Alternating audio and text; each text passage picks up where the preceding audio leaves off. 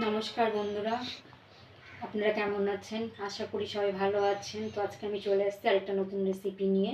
তো আজকে আমি বানাবো দেশি মুরগি।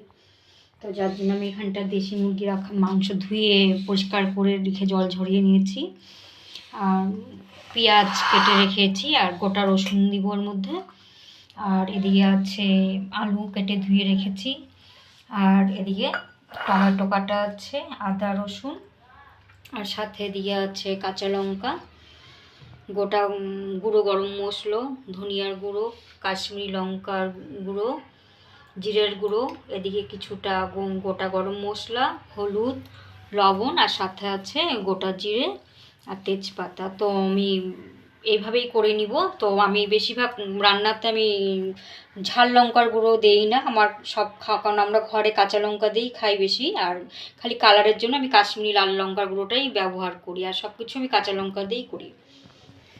তো ঠিক আছে, আমি এদিকে রেডি করে নিচ্ছি আলুটা ভেজে নিয়ে। তেল গরম হয়ে গেছে, এবার আমি আলুটা লবণ দিয়ে হলুদ দিয়ে ভেজে নেব।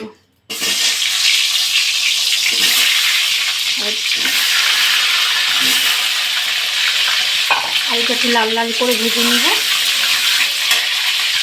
মশলাগুলো একটু জল দিয়ে ভিজিয়ে রাখবো, গুঁড়ো মশলাগুলো, ধনিয়ার গুঁড়ো, জিরার গুঁড়ো,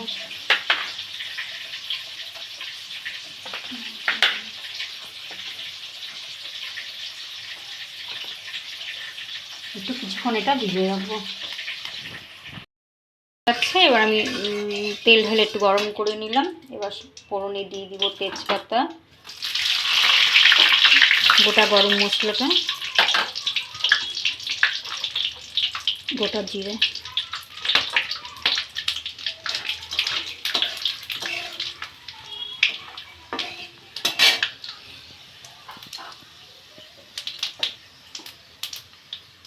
পেঁয়াজটা ঢেলে দিই, রসুনগুলো দিয়ে দিব, ওর সাথে ভাজা হয়ে যাবে, ভিতরে তেলটাও ঢুকবে, বেশ নরম হয়ে যাবে। তাহলে সেটা আমি একটু লাল লাল করে ভেজে নেব। একটু লাল লাল করে ভেজে নিয়েছি, আর এবার কাঁচা লঙ্কাটা দিয়ে আর একটু ভেজে নিব লাল লাল করে। এটা ভাজা হয়ে গেছে, এবার আমি আদাটা রসুনটা একটু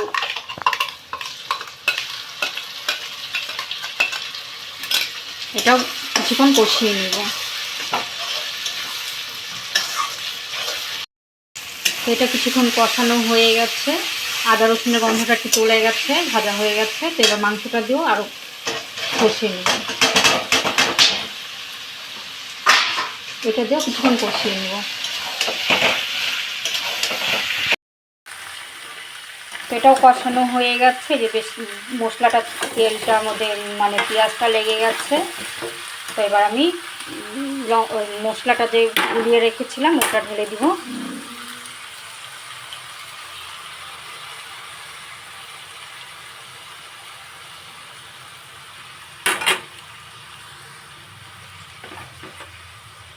লবণটাও দিয়ে দিব।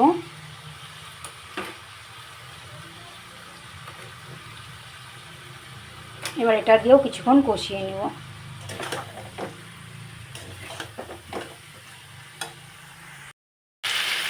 টমেটোটাও দিয়ে দিব। এবার সব মশলা টমেটো সুন্দর করে কষাবো, এটা একটু কষাতে টাইম লাগবে। কষানো হয়ে গেছে, তেল ছেড়ে দিচ্ছে। তো আমি এর মধ্যে আমি গরম জল বসিয়েছি, তো এর মধ্যে আমি গরম জলটাই ঢালবো, কারণ না দেশি মুরগি তো গরম জলটা ঢাললে মাংসটা মানে চিমসাবে না, নাহলে একটু এটা এমনি মাংসটা হার্ড থাকে।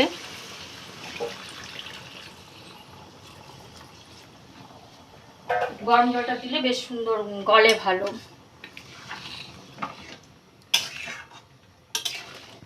সাথে আলুগুলো দিয়ে দিব, আলু দিয়ে এবার এটাকে ঢেকে সেদ্ধ করব।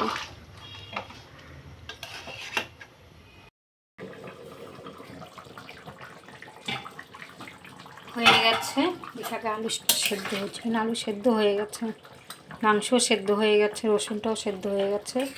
এবার আমি নামিয়ে নিব, হালকা গরম মশলার গুঁড়োটা দিয়ে দিব, যেহেতু আমি আগে গোটা গরম মশলা দিয়ে সম্ভালছি, তো একটু একটু হালকাই দিব, বেশি দিব না ওটাতে গরম মশলাগুলো। আর দিয়ে নামিয়ে নেব। নামিয়ে নিচ্ছি। যেহেতু এটা একটু বেশি আছে, তো আমি একটু বড় গামলাতেই ঢেলে দেবো।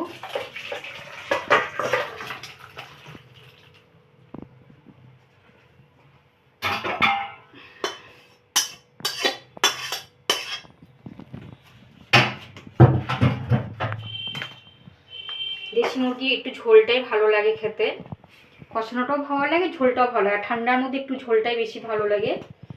তো কেমন হয়েছে আমার রান্নাটা অবশ্যই জানাবেন। আবার নতুন একটা রেসিপি নিয়ে দেখা হবে। বাই।